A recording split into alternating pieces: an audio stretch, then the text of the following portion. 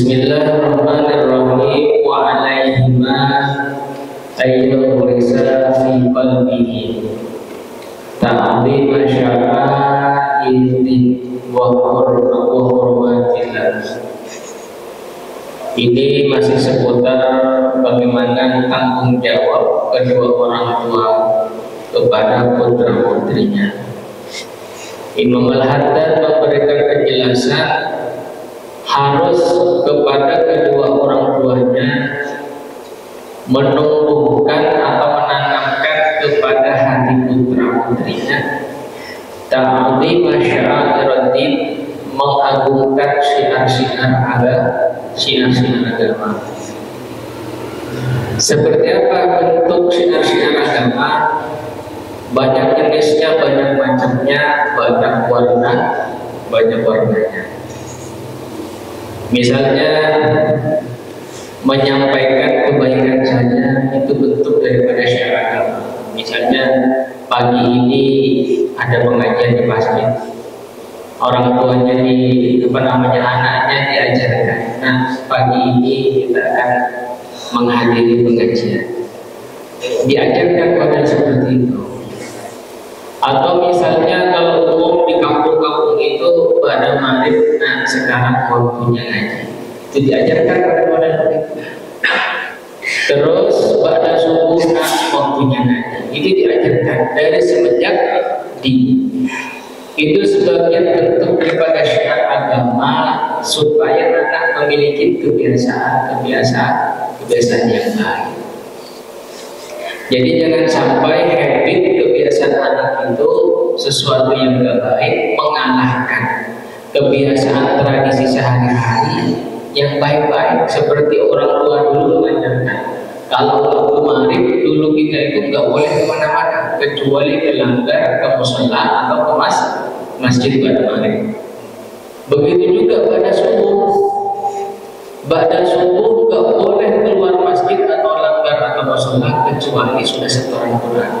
Itu orang tua kita dulu. Tanamkan itu terus sehingga anak-anak kita ini sudah biasa dengan tradisi seperti itu. Sehingga ketika orang tuanya wafat atau dilepas kemana-mana, tradisi itu tetap melekat dalam hati anak. Sehingga enak, nggak usah disuruh, nggak usah diperintah, anak kita sudah biasa sampai masuk kepada alam bawah sadar. Ya misalnya ada maulid, sampaikan kepada anak kita, nah hari ini ada kegiatan yang sangat baik, maulid. Di mana? Di masjid mana? Di mushola mana? Di majelis mana? Sampaikan. Diajarkan terus-terusan seperti itu.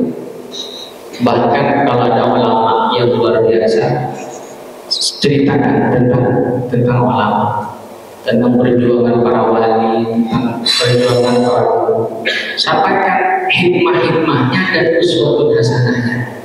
Itu merupakan bentuk diajarkan bagaimana mengagungkan syiar agamanya Allah Subhanahu wa Ta'ala dari kecil, termasuk dari mana dan bagaimana cara ngomongnya. Nah, cara ngomong itu penting. Nah, anak kita diajarkan bagaimana cara ngomong yang baik. Kalau bahasa lu gua itu bahasa kasar nggak ya? Kasar Pak ya? Iya itu kasar. Misalnya lu gua nggak pasti. Katakan sama anak, nah kalau lu gua itu orang sopan, bagaimana? Itu disampaikan dari sekarang. Jangan sampai ketika anak sudah waktunya keluar, bahasa lingkungan kadang-kadang mengalahkan didikan orang tua di luar, sehingga yang di luar malah dimasukkan dalam rumah bahasa apa itu. Jadi mulai kecil itu orang tua memiliki kewajiban itu. Wa hurmatillah, dan kehormatannya Allah. Apa yang dimasukkan dengan kehormatannya Allah? Ya apa yang menjadi sikap yang sekiranya kurang hormat ya kepada Allah tidak mesti tertulis, bahkan yang tidak tertulis pun anak asal kita lihat lama-lama paham. Contoh misalnya bagaimana didikannya para imam, para ulama terdahulu. Salah satunya ada di Madura itu namanya Syekhona Khalil Bangkalan Madinah. Waktu beliau pesantren di Mekah, beliau belum pernah buang hajat di tanah haram. Jadi kalau pengen pipis, pengen buang hajat, itu nyari lokasi di luar tanah haram. Ini kehormatan Allah. Itu dari saking ingin menghormati kebesaran Allah lewat nabinya Mekah Madinah. Ya kalau sekarang kan orang ya kita juga belum tentu bisa ketika kita ada peluang ke sana buang hajat atau pipis keluar tanah, kayaknya belum tentu kita bisa. Makanya wajar beliau itu memiliki makom derajat luar biasa. Bahkan sangat keilmuan Nusantara itu salah satunya yang paling kuat adalah dari beliau. Itu karena ahadul kalimah. Bagaimana kehormatan Allah menjaga. Kalaupun secara syariat belum ada larangan untuk pipis atau buang hajat di tanah haram. Betul ya? Bahkan yang haji di umrah tidurnya di hotel lantai paling tinggi. Gitu. Tapi orang yang paham Rasulullah pernah di sini, Rasulullah pernah di sana, Rasulullah pernah singgah di sini, Rasulullah pernah istirahat di sini. Mekah Madinah adalah kotanya Nabi. Kehormatan Allah ada di sana. Tidak tercipta alam semesta kalau bukan karena kehormatan Nabi Muhammad SAW. Terus kata kita titik-titik, arahkan perlahan, ya, sehingga paham. Itu termasuk bagaimana cara makan yang baik. Itu kewajiban orang tua. Kalau makan tangan kiri apa tangan kanan, kaki selonjor bagaimana, itu harus dididik dari sekarang. Nah, ya sekarang tantangan kita ini kadang-kadang kan keluarga kita makan sambil main handphone. Kira-kira bagaimana kira-kira? Ya, emang di dalam kita tidak ada larangan makan sambil pegang handphone, kan tidak ada. Tetapi kalau cerita kehormatan Allah, seolah-olah kan acuh sama rezekinya Allah. Itu juga ditanamkan di dalam keluarga kita, ditanamkan di dalam tradisi anak-anak kita. Salah satu bentuk kehormatan Allah itu kurang hormat pada rezekinya Allah. Itu jadi dididik dari sejak ini. Wa mahabbatul khair, ditanamkan cinta kepada kebaikan. Sampaikan mana yang baik dan sampaikan mana yang kurang baik. Contoh, ada kegiatan sosial atau momen-momen ngumpul dalam keluarga atau silaturahim kepada tetangga, sampaikan. Nah, ini kebaikan, ini kurang baik, sampaikan. Itu. Kalau salah benar kan masih tergantung. Sampaikan kepada anak. Umpamanya begini, oh gambusan itu masih apa ya? Kira-kira masih umum lah gambus. Kalau ada dangdutan bagaimana? Nah, itu jelaskan kepada anak. Sampaikan itu. Nah, supaya anak paham kebaikan dan mana yang bukan baik. Wa mahabbatal amal wa mahabbatal amali bih, dan cinta kepada amal. Sampaikan bagaimana tidak hanya teori tetapi praktek. Wa mahabbata ahlihi, juga cinta, menanamkan cinta kepada ahli kebaikan, ahli amal, tanamkan. Kalau lihat orang soleh, sampaikan, lihat beliau, lihat para ulama yang luar biasa itu, bagaimana keilmuannya, bagaimana syiarnya, bagaimana dakwahnya, bagaimana akhlak kuatnya. Sampaikan itu, sampaikan pelan-pelan. Jangan sampai anak kita ini dikalahkan oleh tontonan. Yang dilihat apa saja, akhirnya ceritakan mana kemana-mana. Padahal kalau secara ilmu psikologi itu lama-lama dia akan mengambil bahwasanya apa yang ditonton ini. Makanya orang tua hari ini itu tantangannya luar biasa. Karena ada TV, ada handphone, jadi media akses apa saja bagi anak itu sangat gampang. Kalau ada batasan, misalnya ada apa, YouTube Kids, ada media Kids khusus anak-anak yang nggak tahu namanya kan dan sebagainya. Gitu. Jadi yang paling pas anak kita sering kemana-mana aja, ke majelis taklim aja, ke majelis ilmu aja, ke masjid aja, ke musola aja. Ku anfusakum wa ahlikum nar. Pengen selamat aja, jangan cuma bapak-bapaknya. Pengen hadir ketemu ulama aja, jangan mikir diri sendiri doang. Kadang-kadang kita ngajarin anak belum bisa, membimbing anak belum bisa, ajak orang-orang soleh. Tuntut itu istri kita, anak kita, prioritaskan pastinya itu. Kita sebagai pemimpin keluarga, anak dan istri kita adalah prioritas kita.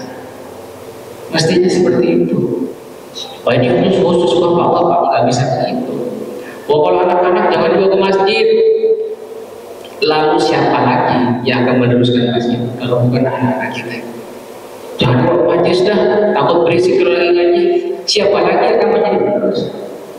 Apalagi daripada kesalahan di dalam lingkungan, mending ya ajak masjid, majlis mau dia pipis nggak masalah. Namanya juga anak-anak, kecuali orang tuanya pipis, masalah.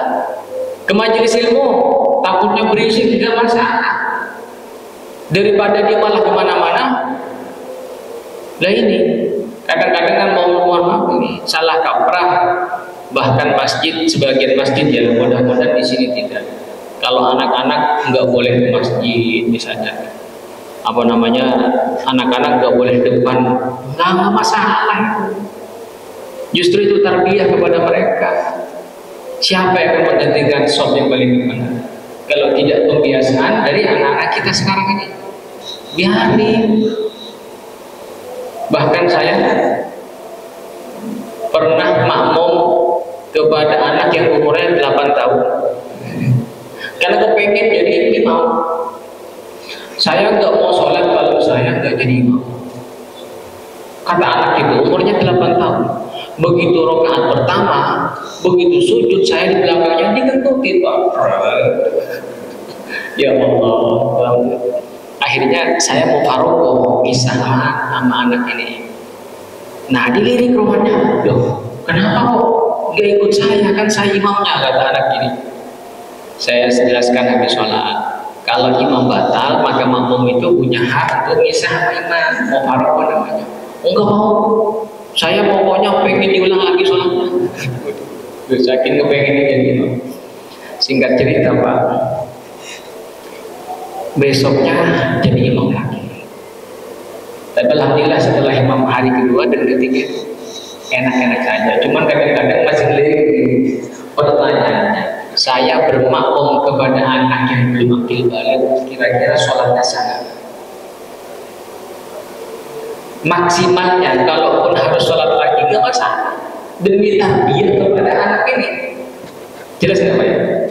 Demi tarbiyah kepada anak gak masalah, saya sholat lagi, bahkan kalau gak masalah, demi tarbiyah.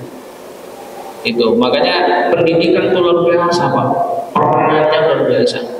Makanya pertama-tama Allah menurunkan ayat Al-Quran, baca. Pertama-tama kudu baca. Bagaimana paham tentang akhlak Nabi, baca aja kagak, ngaji kagak. Jelas Pak ya? Dan salah satunya kata itu bentuk praktek tarbiyah orang tua kepada anak. Nggak masalah. Ya, jadi kalau ada anak kita pengen masjid, jangan berisik. Yang penting disampaikan. Nah, kalau masjid itu jangan berisik. Nah, urusan nanti benar-benar berisik ada temannya nggak masalah. Biarin aja. Daripada dia malah tongkrongannya di mana, ya Pak ya, mending nongkrong di masjid atau di majelis ilmu. Woyorowibahu, dan memberikan semangat, ya, memberikan kecintaan kepada anak tadi fihi di dalam ahlul khair. Tanamkan cinta senang kepada orang-orang yang ahli ibadah. Tanamkan kecintaan kepada anak, kepada orang-orang yang ahli ilmu. Jangan ceritakan cita-citanya tentang kerja, tentang jadi bos. Saya sering Pak kepada anak saya itu menyampaikan tentang bagaimana Imam Syafi'i, bagaimana Imam Malik, bagaimana Imam Abu Hanifah, Imam Ahmad bin Hanbal. Bahkan sering saya sampaikan karya-karyanya Imam Syafi'i ini itu. Terus Syekh Abdul Qadir Al-Jilani siapa? Apa karyanya ini?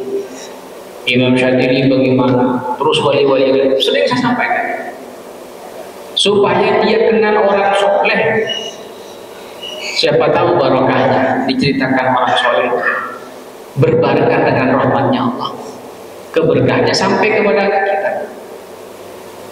Sering kami di pondok pesantren itu ketemu wali santri, Pak Ustadz mohon maaf anak saya mah yang pertama yang penting bertahan, yang kedua mudah-mudahan ya seperti orang tuanya gampang dapat pekerjaan. Kalau sekarang jadi pekerjaan susah, kalau nggak berpendidikan ya Allah. Orientasinya pekerjaan. Kalau dia mintanya pekerjaan, apalagi yang menjadi doa kepada anak, dikasihnya mah pekerjaan, capek doang dia hidup. Kerja baik, ya gak berkah namanya coba kerjaan. Yang paling enak itu minta diatur yang terbaik oleh Allah Subhanahu wa Ta'ala. Itu tanamkan cinta ilmu aja dulu. Cinta ilmu, cinta orang soleh, cinta para wali, cinta sama ilmu. Nanti kalau sudah alim, Allah angkat derajatnya. Yarfa'illahu alladziina aamanu minkum walladziina utul ilma darajat. Tanamkan cinta ilmu kepada anak. Ini mohon maaf Pak ya, mohon maaf. Saya jarang di sekitar kita ini budaya baca yang luar biasa pada anak. Jarang saya temukan. Saya sering ngajar di pondok pesantren. Ya, dulu saya pernah ngajar di Alhamidiyah, sekarang di Darus Sholihin bersama kita ya. Atau juga di lembaga-lembaga sekolah mana, jarang yang budaya bacanya tingginya. Bahkan kami dulu ingin merangkul para mahasiswa, kami fasilitasi, kami belikan bukunya. Bahkan juga ada pengen ngaji kitab, kami juga siapkan kitabnya. Kagak lama bertahan, ada yang bertahan 3 minggu, ada yang bertahan 1 bulan. Habis itu hilang lagi. Ini budaya bacanya, anak-anak kita ini masih jarang. Kami dulu di kampung di Madura di pondok pesantren itu sama kiai, kamu nggak boleh berlibur pulang ke rumah kecuali hatam sekian buku atau hatam sekian kitab. Itu satu. Kalau gak hatam, jangankan boleh pulang, nangis dah, bahkan dikasih izin pulang. Itu makanya harus baca. Dari mana lagi kita Pak akan mempelajari hukum-hukum Allah, akan memahami syariat-syariat Rasulullah. Kalau tidak, kita anak kita ini budayakan baca sekarang. Sehingga apa kata Gus Dur? Nanti akan muncul suatu masa yang gak pernah ngaji dipanggilnya ustaz, bahkan jadi mufti kemana-mana, ceramah kemana-mana, safinah juga kagak hatam, Sulamul Taufik juga belum hatam, tasrif belum hatam, jurmiyah belum hatam. Nah ini yang bahaya kan model begini Pak. Maka tanamkan kepada anak kita dari hari ini cinta kepada ilmu, ajari baca di rumah, siapkan buku, belikan kitab terus. Kalau ulang tahun jangan ajak main-main. Boleh dah habis misalnya nih dibawa kalau hadiah ulang tahun ke kebun binatang atau tempat hiburan gak masalah, tapi sisipkan nilai-nilai pendidikan di sana. Misalnya apa? Belikan dia buku, hadiahkan dia kitab. Kalau enggak itu apalagi terserah, yang ada nilai ada nilai pendidikan. Mulai hari ini tanamkan. Ke Jakarta atau ke mall, jangan cuma mallnya yang diceritakan, jangan urusan belanjanya yang diceritakan. Lihat nah, ini orang bisa menciptakan baju itu pasti orang hebat. Coba lihat nah, ini bisa menciptakan mobil-mobil, pasti dia orang berilmu. Itu terus saja diasah kita dari kecil seperti itu. Ada unsur atau nilai pendidikannya selalu dibutuhkan, selalu juga. Nih supaya generasi kita ini alim, Pak. Ya, generasi kita ini alim, paham ilmu agama, sehingga kalau ada orang yang alim, insya Allah lingkungan kita berkah. Lingkungan kita berkah. Jadi orang-orang bisa bertanya kepadanya, setidaknya bermanfaat kepada dirinya. Wa yahussahu, dan mendorongnya kedua orang tua kepada anak alaihi kepada mahabbatul khair. Dorong kebaikan-kebaikan yang ia cita-citakan, dorong, berikan semangat kepada putra-putri kita semua. Ini mohon maaf ya, saya kadang-kadang banyak menyaksikan orang-orang kampung itu pengen kuliah, orang tuanya petani kagak punya apa-apa, rela untuk menggadaikan emas satu-satunya demi pendidikan anak. Rela berjuang orang tuanya mati-matian untuk pendidikan anak. Nah ini, berikan dia dorongan, semangat, moral demi tercapainya cita-cita. Itu. Jadi kenapa generasi kita ini maaf gitu ya. Jadi kalah bersaing karena keilmuan yang kurang. Mohon maaf ini. Mohon maaf. Sering saya punya santri orang Betawi. Mohon maaf ini, yang orang Betawi asli misalnya. Saya sering katakan bahwa ada nggak dari dulu itu presiden yang asli Betawi, saya bilang. Ada nggak? Nggak ada. Kalau menteri mungkin ada banyak.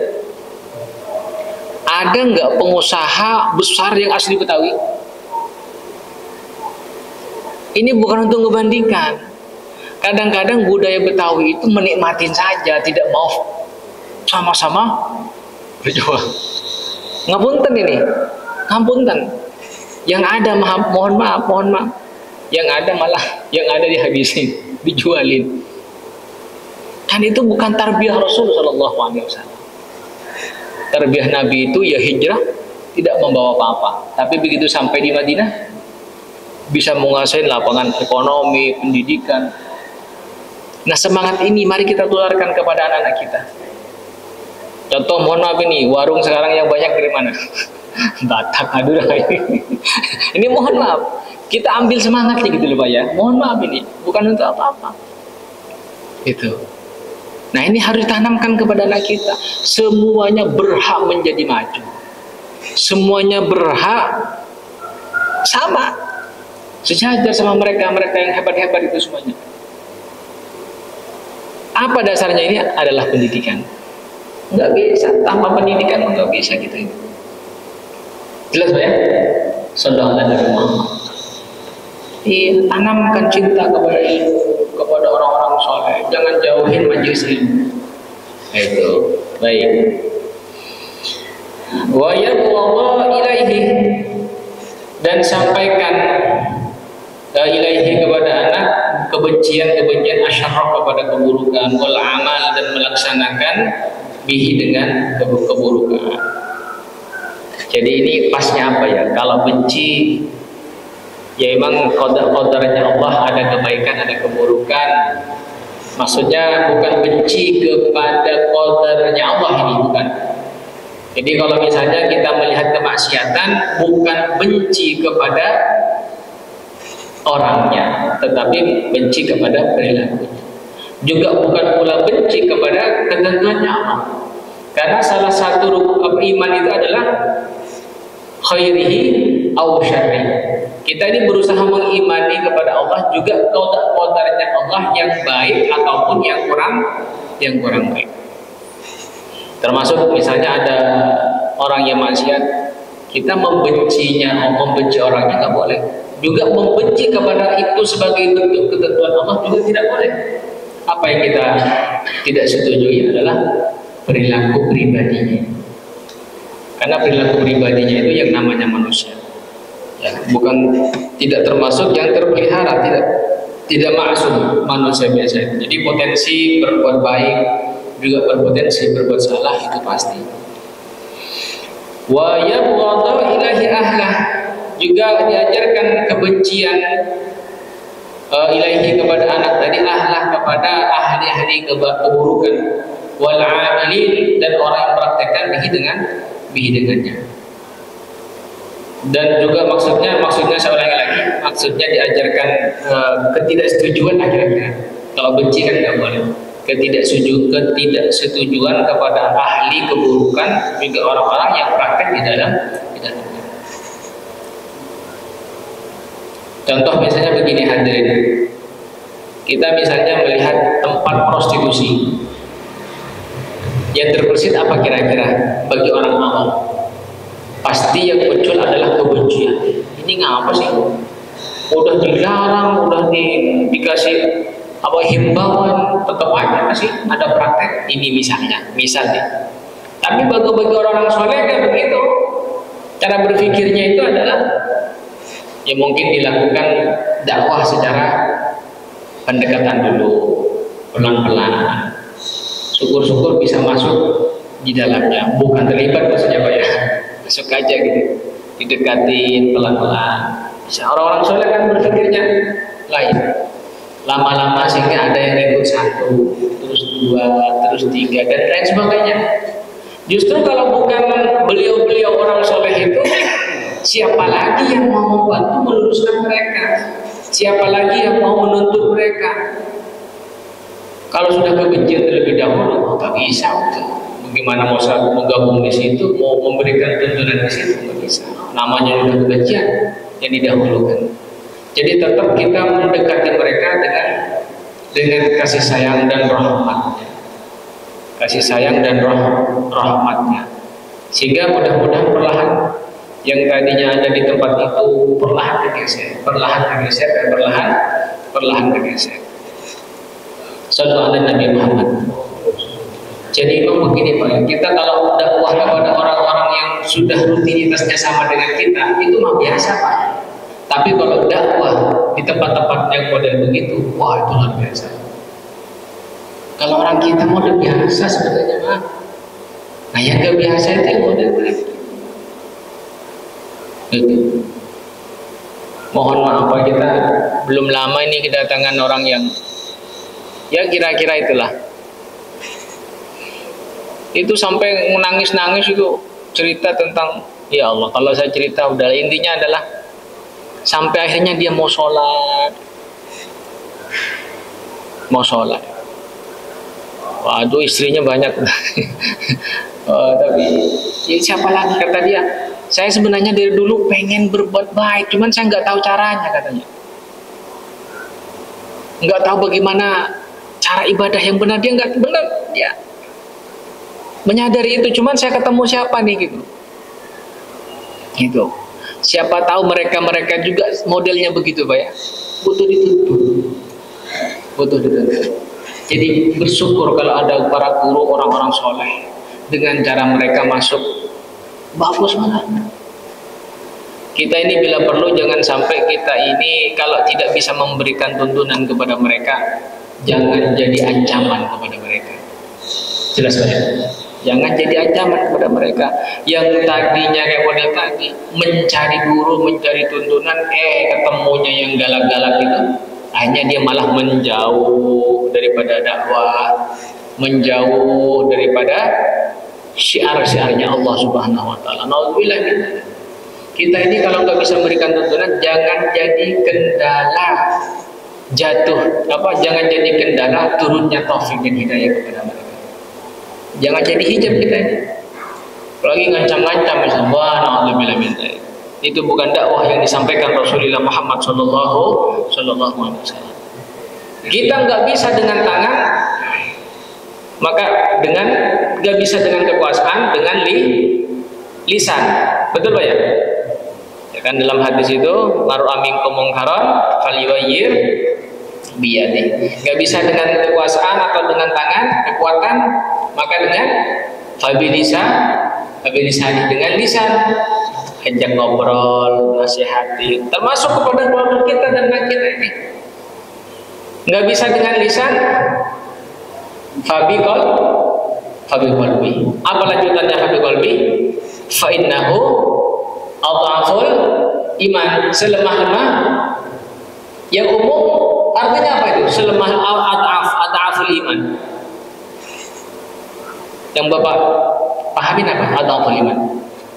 Selama ini kan yang bersebaran adalah selemah-lemah iman. Benar emang selemah-lemah iman itu? Boleh nggak kalau diartikan justru sekelipatannya iman? Sekelipatannya, selipat-lipat-lipatnya iman. Paling kuatnya iman. Bisa nggak kira-kira? Ya boleh saja. Namanya interpretasi apa ya? Kalau dilihat dari katanya, ad'afan mudha'afah, kelipatan. Mudha'af bina mudha'af, ya bangunan yang berkelipatan. Kadang-kadang begini Pak, mereka dikomentari kadang-kadang tersinggung. Betul nggak Pak? Pakai lisan nih, kadang-kadang tersinggung orang itu. Kalau dengan doa, ya Allah berikan kami petunjuk, berikan mereka hidayah. Allahumma ihdinas shiratal mustaqim. Enggak tahu apakah hari ini atau besok atau lusa dan seterusnya, Allah kirimkan hidayah kepada hatinya karena barokahnya doa orang itu. Kira-kira selemah-lemahnya iman apa sekuat-kuatnya iman orang berdoa itu? Halo? Sekuat-kuatnya iman. Contoh misalnya begini, kita mau ziarah kepada orang-orang syuhada, orang mujahid yang ada di Palestina, lahir kita enggak? Tidak bisa. Tapi dengan doa bisa enggak? Bisa. Selama-lama iman apa sekuat-kuat iman? Ya ini. Maka anak kita ini jangan hanya diajak ngobrol doang Pak. Doakan yang banyak anak-anak kita. Habis itu pasrahkan kepada Allah. Pasrahkan kepada Allah. Ya sering saya sampaikan, doakan anak kita ini minimal 100 sholawat kepada anak kita. Anak pertama namanya Fulan bin Fulan, Al-Fatihah, baca sholawat 100. Anak kedua juga demikian. Anak ketiga juga demikian. Kalau anaknya 5, berarti sholawatnya 500 setiap hari. Jangan cuma kepengen punya anak banyak, giliran. Nah, ini tarbiyahnya, nih masa tarbiyah dan doanya itu harus apa ya? Baik, sallallahu ala Nabi Muhammad. La wa alla yazra'a, dan jangan menanamkan kedua orang tuanya fi qalbihi, di dalam hatinya anak, hubbad dunya, cinta kepada dunia, wa syahwatiha, dan kepengen kepada dunia. Jangan tanamkan cinta dunia, Pak. Kalau sudah ditanamkan dunia, kadang-kadang persaudaraan hancur. Contoh misalnya begini, banyak nggak Pak orang berantem gara-gara waris? Sampai orang tua bahkan bapak ibu kandungnya disingkirkan demi merebut waris. Bahkan persaudaraannya juga dikalahkan, hancur gara-gara dunia. Kenapa? Hubbud dunya, cinta sama dunia. Persaudaraan bisa utuh, tarik dunia maka selamat. Yang ada kadang-kadang persaudaraan hancur karena dunianya dulu yang didahulukan. Jelas Pak ya? Maaf ini, maaf Bang. Apalagi Jakarta, Masya Allah, harga tanah 1 meter sekian. Jadi pertimbangan. Kalau sudah judulnya dunia yang didahulukan, alamat persaudaraannya akan bermasalah. Persaudaraan akan utuh ketika nilai silaturahimnya didahulukan, baru kemudian urusan dunianya. Jelas Pak ya? Maka sekali-kali memang bab ayahmu ini orang kaya, hartanya banyak, tanahnya luas, tapi semuanya tidak akan dibawa ke alam akhirat. Selalu tanamkan begitu. Kamu hidup pada zamannya, maka bekal ilmu dan amal persiapkan dari sekarang. Jangan ada ketergantungan kepada kedua orang. Jelas Pak ya? Sallallahu ala Nabi Muhammad. Iya. Perlahan kita jangan tanamkan cinta kepada dunia. Ajak anak kita ini, kalau kita hari Jumat biasanya berbagi, kita harus bersama anaknya. Nah ini kalau ada trompol keliling, kasih ya. Atau ajak kemana kita sedekah, tuntun anak kita Pak. Tuntun. Nah kasih terus begitu. Harus dilatih seperti itu. Jadi bila perlu cara memberi lewat transfer itu ya dikurangi. Kita aja datang, ajak anak kita, Kalau misalnya mau ke panti asuhan atau kepada apa, ajak anak kita, nah kasih nah. Jangan transfer, itu tarbiyah namanya Pak. Jelas Pak ya? Jangan tanamkan cinta dunia. Bahkan harta kita itu di hadapan anak jangan sering dibahas. Apa yang diutamakan dibahas, bahaslah tentang ilmu, bahaslah tentang akhirat, bahaslah para wali, bahaslah para ulama salafus soleh, bahas di hadapan anak. Jangan sering-sering bahas dunia. Karena menularnya cinta dunia itu gampang. Coba ya. Wal mailah dan condong ila tana'um, kepada bernikmat-nikmat dengan dunia. Jangan tanamkan cinta termasuk kecenderungan kepada menikmati dunia. Maksudnya apa? Ya ada harta sedikit mah lupa sama majelis, ada duit sedikit mah lupa sama masjid, jauh pokoknya mainnya.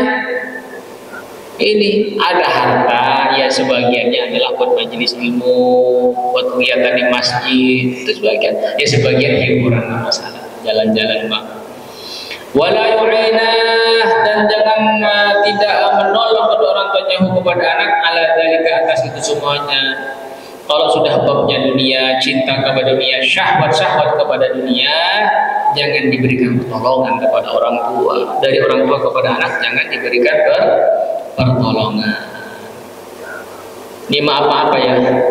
Kadang-kadang kan urusan belanja baju, urusan apa ya yang sifatnya fana itu orang tua kadang-kadang jor-joran. Tapi jarang memperjuangkan Al-Qur'annya ganti yang baru, jarang orang tua itu bahkan menyiapkan tasbih kepada anak. Jarang orang tua membelikan sejadah kepada anak. Jarang ganti mukena kepada anak. Jarang. Bahkan jarang menyiapkan buku atau kitab kepada anak. Tapi kalau baju baru langsung check out, ya Allah. Itu Pak ya. Harus modelnya seperti itu Pak ya. Dan sama saya belajar ini mempraktekkan kepada anak-anak saya, mempraktekkan. Wala yusa'idahu alaih wala yas'afahu, tidak mewujudkan kedua orang tua kepada anak bihi dengan fa inna dzalika, maka sesungguhnya itu minal isaa'ati ilaih, itu merupakan perbuatan buruk ilaihi kepada anak. Ya, perbuatan buruk kepada anak. Bahkan anak juga jangan sering diiyakan, sedikit-sedikit minta ya, sedikit-sedikit butuh ya, sedikit-sedikit kepengen anak iya, jangan. Kalau bisa belajar ditahan, bukan karena orang tua pelit supaya dia belajar kontrol, belajar nahan. Bagaimana kalau orang tua keadaannya berubah? Kalau kebiasaannya selalu iya ketika tidak ada, kemudian bilang enggak, kebiasaannya iya, marah enggak anak kira-kira? Marah. Bahkan bila perlu didik anak kita ini seperih-perihnya enggak masalah. Seperih-perihnya enggak masalah. Saya punya keponakan sekarang jadi dosen di Jogja. Ini anaknya yatim dari kecil, perih.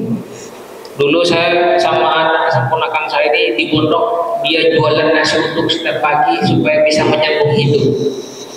Neng plastik sambil baca koran, baca buku, baca kitab, gitu. Senangannya puasa Senin Kamis, belajarnya rajin bisa, kerja keras, rajinnya semangat luar biasa dalam belajar menuntut ilmu. Allah angkat pangkat derajatnya. Langsung ini keponakan pertama waktu itu sekolah di UIN Jogja, itu 25 kilo naik sepeda ontel kuliah. Tapi tinggal di pesantren menyambung hidup, dia sambil nulis, dikirim ke Kompas, dikirim ke Jawa Pos, kadang-kadang dikirim ke majalah mana, supaya menyambung hidup. Dia masih disuruh. Itu pun kadang-kadang bapak ada nasi bekas masih dalam prosesnya, itu nasi bekas dimakan, nggak ada lagi dan nyambung hidup. Tapi anaknya terus semangat belajar bahasa Inggrisnya, bahasa Arabnya, sampai pertama-tama dapat peluang short course pertukaran belajar ke Amerika. gratis 3 bulan. Habis itu ke Australia, habis itu dapat beasiswa S2 ke Turki selama 3 tahun. Pulang-pulang alhamdulillah bisa ngebantu orang tua. Dari jerih ayahnya dan sekarang jadi dosen di Jogja itu masya Allah. Sekarang udah hidupnya berkah. Merih dulunya Bapak, merih. Dan ini harus ditanamkan juga kepada anak kita, Pak. Karena keadaan orang tua yang kita kan gak jelas. Kadang-kadang naik ekonominya, kadang turun. Dan anak kalau nggak diajarin beri, dia susah mengerti keadaan bayar. Betul ya? Iya itu. Bahkan bila perlu pulsanya paketnya habis, bilang aja, nah kamu sudah saatnya mencari penghidupan sendiri. Harus tanamkan, biar tidak ketergantungan sama orang. Itu kira-kira apa ya? Ini kata di sini faedah dari kami yang bisa ilahi wal udul bihi an syakirihi istiqamah. Dia adalah hindarin. Al-madul bih hindarin, begitu hindarin. Saya kira itu